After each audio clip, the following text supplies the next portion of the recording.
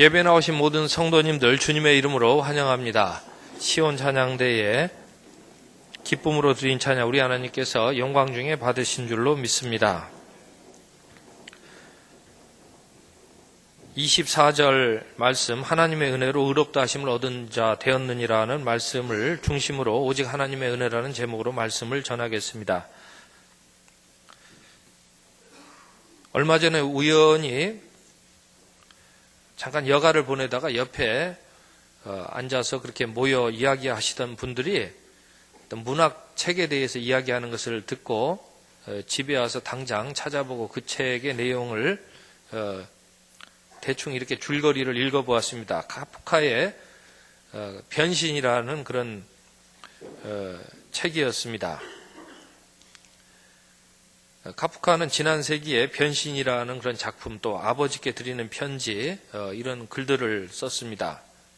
이런 그 작품들을 통해서 이 직장에서 요즘 갑을 관계, 누가 갑이냐 누가 을이냐 그렇게 많이 따지는데, 이런 갑을 관계가 뒤틀려 버렸고, 또 집안에서 아버지와 그 아들의 관계가 뒤틀려 버렸음을 고발했습니다. 가정은 원래 사랑이 풍성해야 됩니다. 가정은 사랑이 많은 데가 가정이거든요. 그런데 가정에도 사랑이 메말라 버렸다, 그런 사실을 고발했습니다.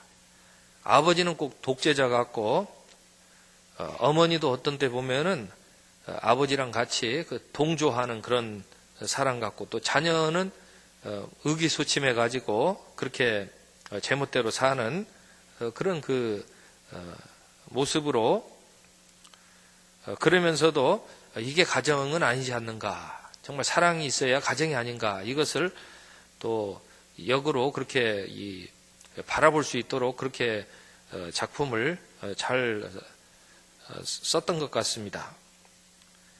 지배자는 아무래도 자신의 생각을 강요하기 마련이고, 그러면서 여러 또 술수도 사용하기도 하고, 또 누군가 와서 대들면은 대들지 마, 그런 호통을 치기도 합니다. 그런 소리를 들을 때에 그런 소리를 듣는 사람은 아무래도 위축이 되고 벌레 같은 처지가 되어 버릴 것입니다. 그 카프카의 변신이라는 그 작품을 보게 되면 직장에 다니는 그 아들이 어느 날 갑자기 일어나 보니까 흉측한 모습의 벌레로 변해 있었습니다. 작가가 그렇게 썼으니까 하여튼 벌레처럼 그렇게 변해버리고 마니까, 그래도 그동안에는 가족 내에서 밥이라도, 밥 벌어 먹을 것이라도 벌어오니까 그걸로라도 이제 유용한 그런 사람으로 대우를 받았는데, 이제 흉측한 모습이 되어가지고 그런 일도 이제 잘 못하게 되니까 가족 내에서도 이제 더 질시와 또 그런 손가락질 당하는 그런 처지가 되었습니다. 어디 숨을 곳이 없어가지고 집에서도 이리저리 기어다니는 그런 인생을 살게 됩니다. 그런데 아버지가 그것도 못마땅했는지 어느 날 갑자기 사과를 들어가지고 던져서 사과에 맞아가지고 부상을 당하게 됩니다. 그리고 그 사과에 맞은 부상 후유증으로 인해서 이제 죽게 된다는 그런 내용이죠. 마지막 죽을 때에 교회당 종소리가 울리면서, 그것을 울리는 소리를 들으면서 죽는다는 그런 그 내용입니다. 왜 하필이면 이 사과를 던졌을까? 저는 창세기의 금단의 사과를 생각했습니다. 이 정죄하고 남을 판단하는 그런 일은 원래 가족에서만큼은 그런 일이 없어야 되는데, 가족 내에서도 특별히 아버지는 특별히 사랑을 베풀어야 되는 그런 사람인데, 아버지가 이 사랑을 베풀지 못하고 사과를 던져서 죽게 만든 그런 내용을 고발하는 것 같습니다.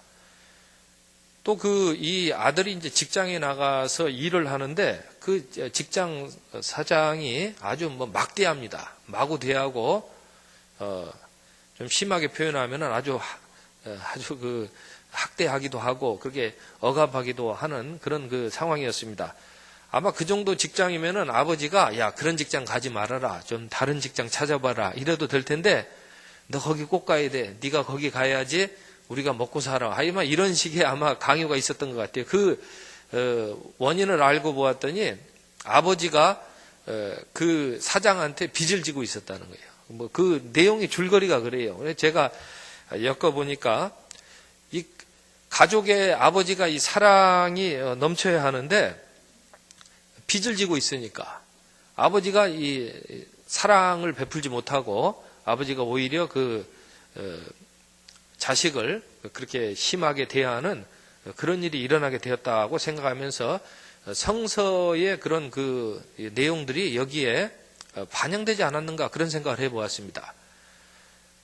사탄에게 이 죄악의 채무를 지게 될 때에 사람은 사랑을 베풀지 못하게 되고 사람은 자신도 모르게 당연히 사랑을 베풀어야 되는 그런 존재임에도 불구하고 오히려 다른 사람을 힘들게 만드는 그런 일이 일어나게 되지 않는가 그런 생각을 해 보았습니다. 그러다 보니 이제 일하는 데서도 자꾸 사랑과 은혜가 메마르게 되고 또 가정은 최후의 보루인데도 가정 내에서도 사랑과 은혜가 그렇게 메말라 가는 그런 현실인 것 같습니다. 요즘도 그 보면은 아버지라는 것, 가장이라는 것은 그 사랑을 베푸는 좋은 그런 그 위치고 그런 직분인데 이 가장이라는 것이 아주 그 가부장 제도 내에서 아주 그 독재자처럼 그렇게 사람들이 많이 그런 생각을 하는 것 같아요. 그래서 어떤 고용주가 일꾼들을 막 부려먹는 사람을 가리켜서 요즘에는 꼭 우리 아버지 같다, 꼭 우리 집에 가장 같다, 그림자도 못 밟게 한다 그런 표현들도 아마 기사거리가 되는 것 같습니다. 그런데 우리가 돌아온 탕자의 비유를 보게 되면 어떻습니까? 그 돌아온 탕자의 아버지는 어떤 사람이었습니까? 그 아버지는 아주 사랑과 은혜가 풍성하신 그런 아버지였습니다. 그것을 어떻게 알 수 있습니까? 그 아버지는 아마 저도 그 말씀을 읽을 때에 우리 시대의 아버지 또 제가 아버지라고 생각했던 것을 다 제거하지 못한 채로 그 아버지를 자꾸 보는 것 같습니다. 그런데 그 아버지는 참 시대를 앞서 가셨던 분 같아요. 그 아버지는 상당히 민주적인, 그 민주적이라는 표현이 꼭 뭐 적합할지 모르겠지만 요즘 우리 시대에 그래도 인기 있는 표현이 민주적이다는 표현이잖아요. 그 아버지는 상당히 민주적이셨던 분 같아요.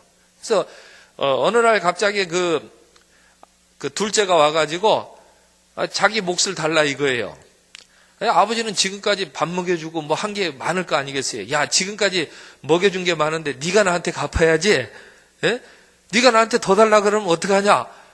아이 뭐 저도 요즘 시대의 아버지 제 아버지 틀에서 못 벗어나서 막 그렇게 말하고 싶은 상황이에요. 야, 지금까지 먹고 살았으면 이제 그 정도 나이 됐으면 네가 이제 양말이라도 하나 사오고 말이야. 네가 내복이라도 하나 사와야지. 이렇게 말해야 되는 상황인데 그 아버지는 그러지 않아요. 그 아버지는 그러냐? 그러면 네 뜻대로 한번 해봐라. 그러면서 그것을 다 흔쾌히 내주는 거 보면은 이 아버지는요 사랑과 은혜가 엄청난 그런 아버지라는 것입니다. 근데 이 아들이 나가가지고 결국에는 뭐예요? 자기가 세상살이를 알아요. 거기에는 다 사랑과 은혜가 메마른 곳인데 거기는 사랑과 은혜가 아니고서는 도저히 아름다운 삶을 살 수 없는 그런 조건들입니다. 그런데 가가지고 이 사랑과 은혜가 필요하다는 것을 깨닫게 되지 않습니까? 그 가다가 처음에 뭐 자기 돈을 믿었죠. 가져간 돈을 믿고 뭐 했지만 그거 다 날리고 나니까 이제는 뭐 아주 그 형편없는 대우를 받게 되죠. 나중에는 아마 거기서 별별 일을 아마 다 겪었을 것입니다. 그런데 이 아들도 어떤 특색이 있어요. 그건 뭐냐면은 그래도 어려서부터 자기 아버지에게 이 사랑과 은혜를 받았던 것을 아마 다시 기억하게 되는 것 같아요.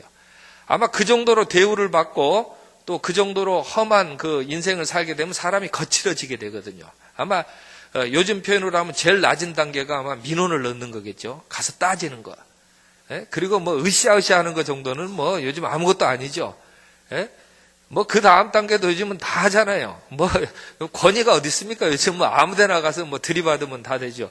그런데 성경을 한번 자세히 보시면은 그 돌아온 탕자가요, 그 상황에서 그렇게 안 해요. 그렇게 했다라는 단서를 찾기가 어렵습니다.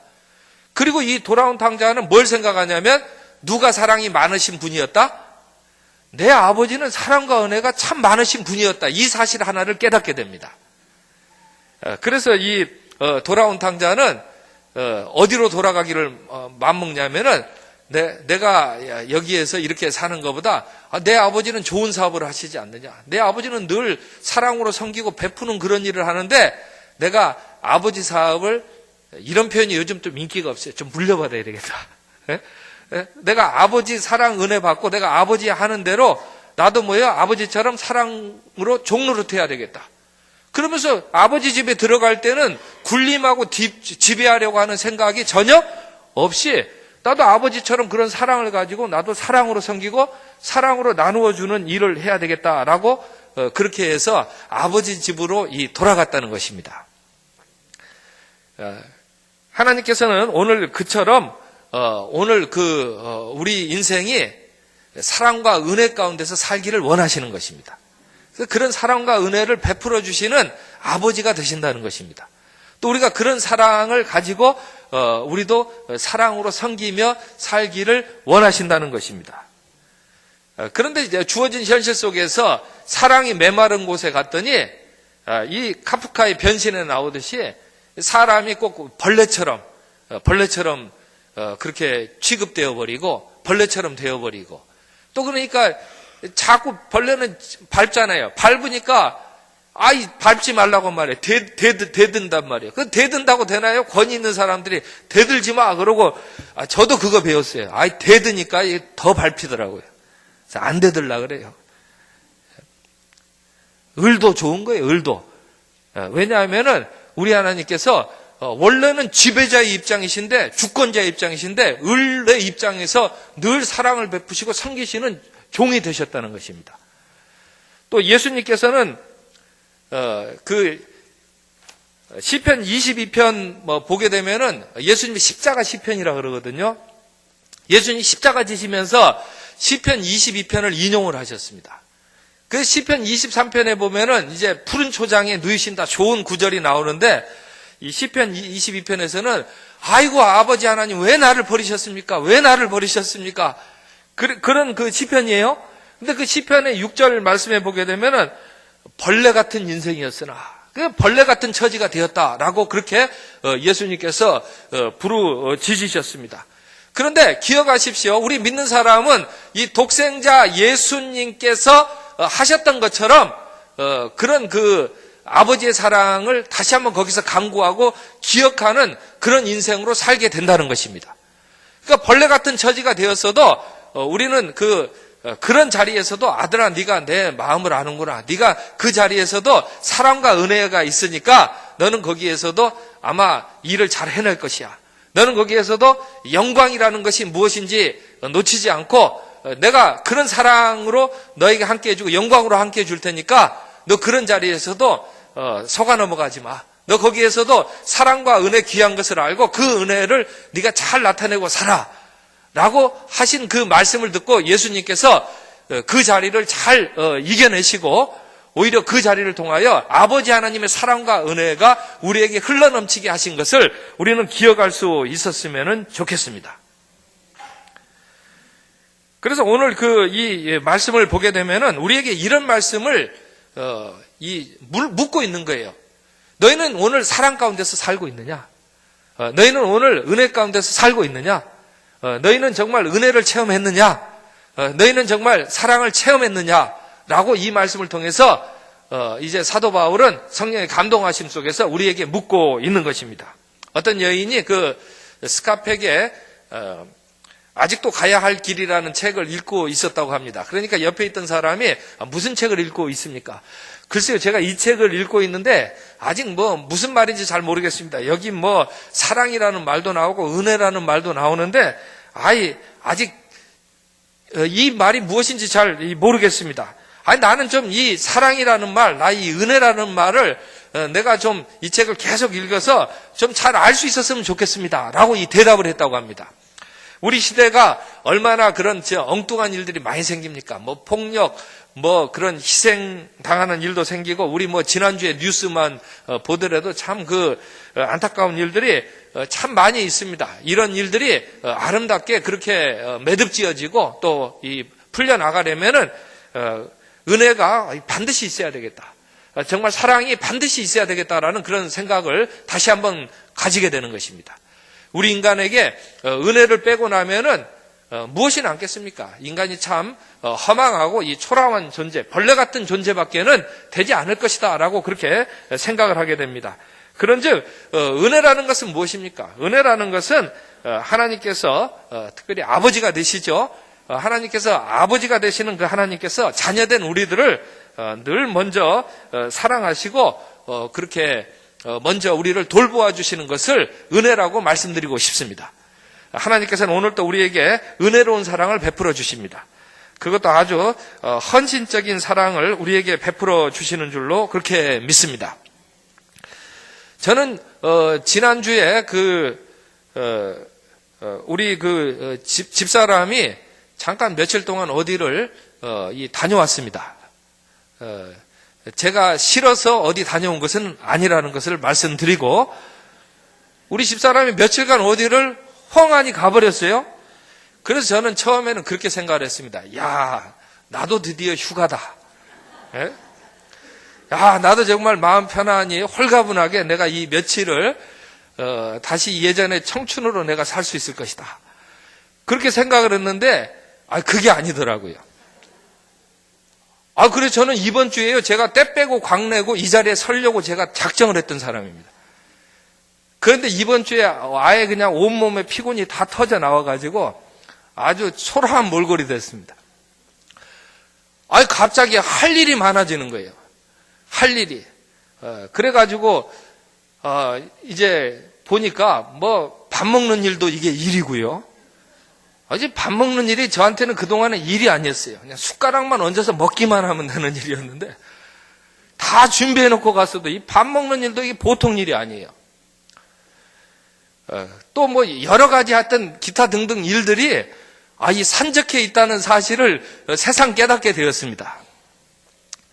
그런데 그 중에서도 제 마음속에 이제 제일 와닿는 일은 뭐냐면은, 그래도 그 딸이라고 있어가지고 아버지 밥을 어떻게 차릴까요? 뭐 어쩌고 저쩌고 해요.